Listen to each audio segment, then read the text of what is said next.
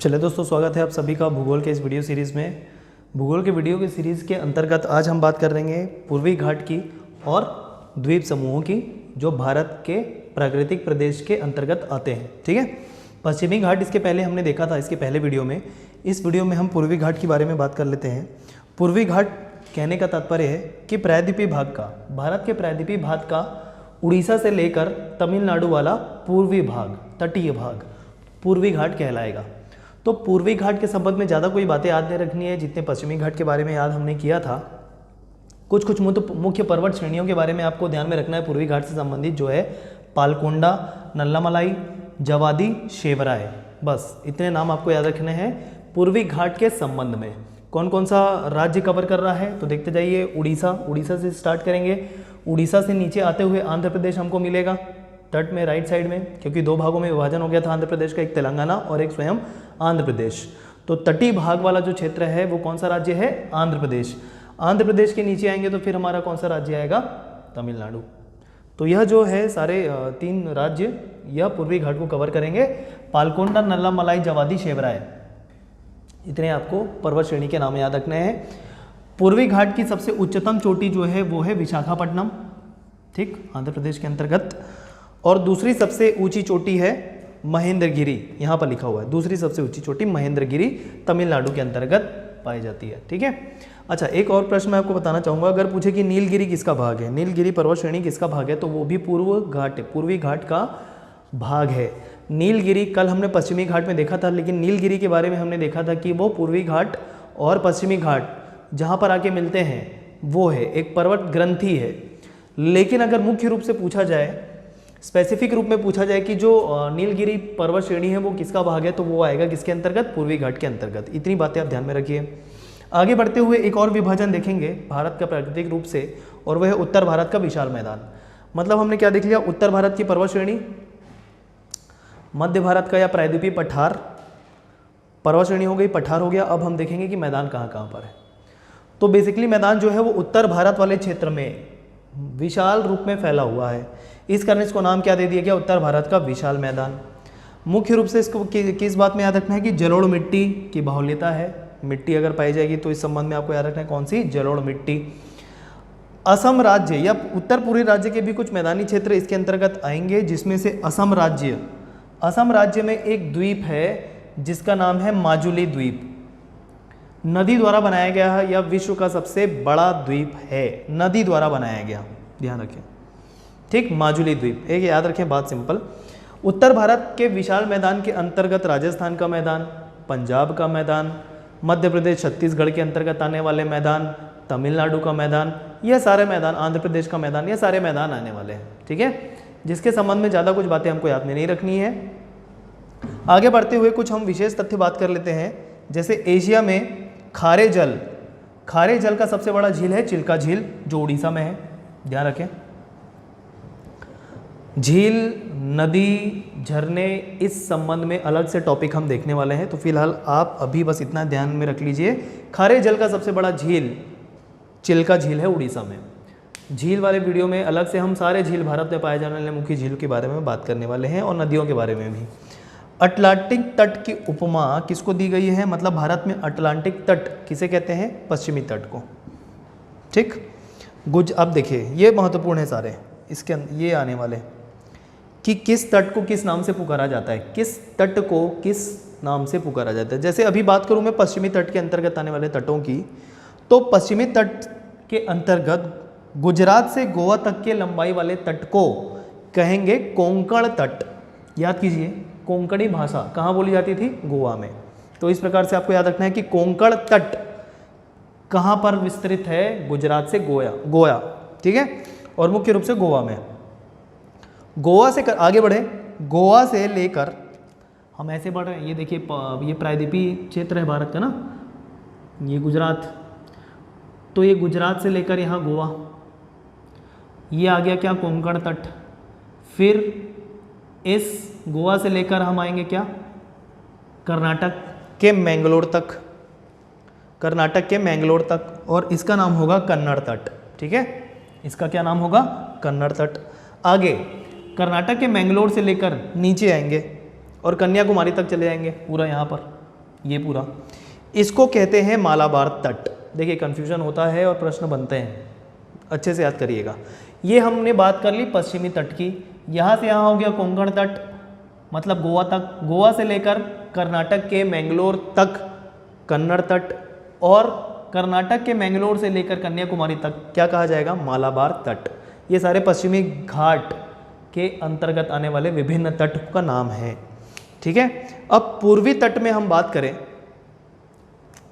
मतलब पूर्वी घाट में पाए जाने वाले घाटों की तटों की बात करें, तो पूर्वी तट में कृष्णा नदी से कावेरी नदी के बीच में जो तट पाया जाएगा उसको कोरोमंडल तट कहा जाता है।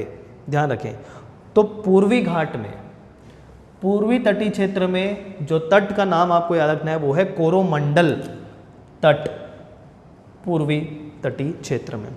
उत्कल तट कहाँ पाया जाएगा, उड़ीसा, उत्कल तट उड़ीसा, नाम से याद रखें, उत्कल तट उड़ीसा। महानदी जो छत्तीसगढ़ से होते हुए उड़ीसा में प्रवेश करती है और कृष्णा नदी के बीच, ठीक, मतलब देखिए नदियों का क्रम कैसा है, यहाँ पर से महानदी जाएगी बंगाल की खाड़ी में, ठीक है, महानदी जाएगी, फिर इसके नीचे कृष्णा नदी है, फिर इसके नीचे कावेरी नदी है। इस प्रकार से आपको याद रखना है, ठीक है। कावेरी नदी सबसे दक्षिणतम, यहाँ पर जो पाया जाएगा उसको क्या बोलेंगे, कोरोमंडल। जो कृष्णा से कहाँ पर, ये कृष्णा नदी, ये महानदी, एक और नदी इनके बीच में जाती है गोदावरी नदी, लेकिन फिलहाल गोदावरी नदी के आधार पर विभाजन नहीं किया जा रहा है, इस कारण मैं नहीं लिख रहा हूँ। यहाँ महानदी, यहाँ कृष्णा नदी, और सबसे दक्षिणतम में कावेरी नदी। यहाँ से यहाँ पाए जाने वाले तट को कहेंगे क्या, कोरोमंडल तट, और कृष्णा नदी और महानदी के बीच में पाए जाने वाले तट को, इस तट को क्या कहेंगे, उत्तरी सरकार का तट या रॉयल सीमा तट। ये ध्यान रखें, रॉयल सीमा तट या उत्तरी सरकार तट नाम है इसका, ठीक है, महानदी से कृष्णा नदी के बीच में। चलिए अब द्वीप समूह की बात कर लेते हैं। भारत में पाए जाने वाले द्वीप समूह, भारत में पाए जाने वाले द्वीप समूह अलग अलग कहाँ पर हैं, देखिए अरब सागर इधर है, अरब सागर में भी बहुत सारे द्वीप समूह हैं, बंगाल की खाड़ी में भी बहुत सारे द्वीप समूह हैं, और कुछ नदी में भी पाए जाने वाले द्वीप समूह हैं, जिसमें से एक द्वीप हमने देख लिया था, कौन सा, माजुली द्वीप, नदी द्वीप है, ठीक है। चलिए अरब सागर द्वीप, बंगाल की खाड़ी वाले द्वीप समूह, अरब सागर में पाए जाने वाले द्वीप की बात करें तो मुख्य रूप से क्या क्या होगा, दादर नगर हवेली, लक्षद्वीप, ये सारे द्वीप किसके अंतर्गत आने वाले हैं, अरब सागर द्वीप के अंतर्गत। बंगाल की खाड़ी के अंतर्गत पाए जाने वाले द्वीप समूह कौन से हैं, अंडमान और निकोबार द्वीप समूह, ये चीज़ आप ध्यान रखिएगा, ठीक है। चलिए अरब सागर में पाए जाने वाले द्वीप जो है वो किससे बने हैं, तो आपको ध्यान रखना है प्रवाल भित्ति से, प्रवाल भित्ति से बने हैं। बंगाल की खाड़ी के अंतर्गत पाए जाने वाले जो द्वीप समूह है वो उच्च भूमि के अवशेष हैं, मतलब समुद्री तल में जो उच्च भूमि है, समुद्री तल के उच्च भूमि जो है उनसे बना हुआ है क्या, बंगाल की खाड़ी के द्वीप समूह, ये ध्यान रखेंगे। भारत का सबसे बड़ा द्वीप जो है वो है क्या, मध्य अंडमान, ठीक है, मतलब अंडमान निकोबार द्वीप समूह को 3 भागों में बांटा गया है, उत्तरी अंडमान, मध्य अंडमान और दक्षिणी अंडमान। तो सबसे बड़ा जो है वो मध्य अंडमान आएगा। अब ज्वालामुखी याद रख लीजिए, अंडमान निकोबार द्वीप समूह से संबंधित नारकोंडम एक सुषुप्त ज्वालामुखी है, और बैरन द्वीप महत्वपूर्ण काफी सक्रिय ज्वालामुखी है, डायरेक्ट प्रश्न बन सकता है। और ये दोनों जो है किसके अंतर्गत पाए जा रहे हैं, अंडमान निकोबार द्वीप समूह के अंतर्गत। सुषुप्त मतलब जो जिसमें उद्गार नहीं हो सकता ज्वालामुखी का, मतलब सुषुप्त रूप से वो है नारकोंडम, और जो सक्रिय है मतलब जिससे कभी भी लावा का उद्गार हो सकता है, ज्वालामुखी फट सकता है, बैरन द्वीप सक्रिय ज्वालामुखी, याद रखें, अंडमान निकोबार द्वीप समूह के अंतर्गत।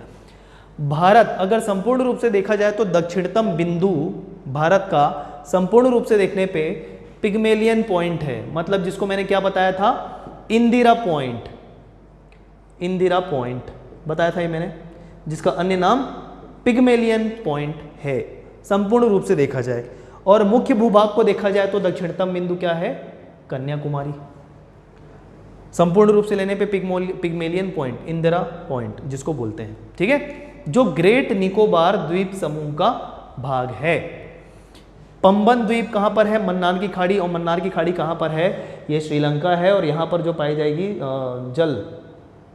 जल क्षेत्र उसको बोलेंगे क्या, मन्नार की खाड़ी, ठीक, पंबन द्वीप वहाँ पर है। अब कुछ पर्वत श्रेणी किस राज्य में पाया जाएगा विशेष रूप से उसको मैंने यहाँ पर लिख दिया है।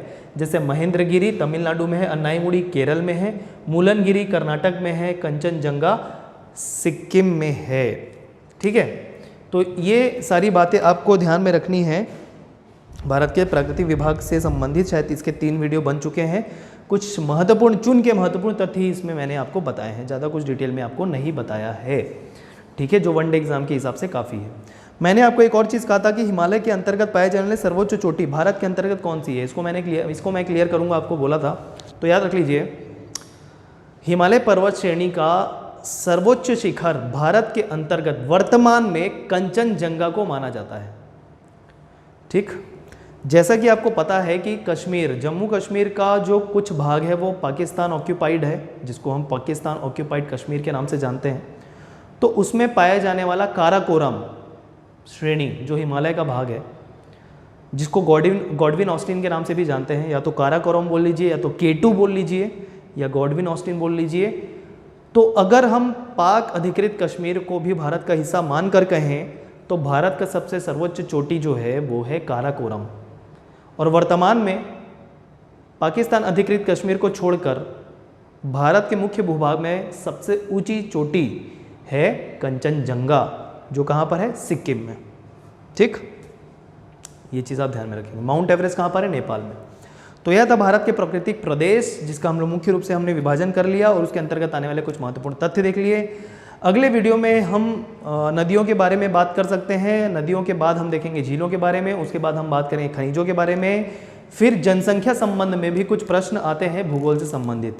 तो इस प्रकार हम क्रम से चलते जाएंगे दोस्तों। चलिए मिलते हैं अगले वीडियो में, धन्यवाद।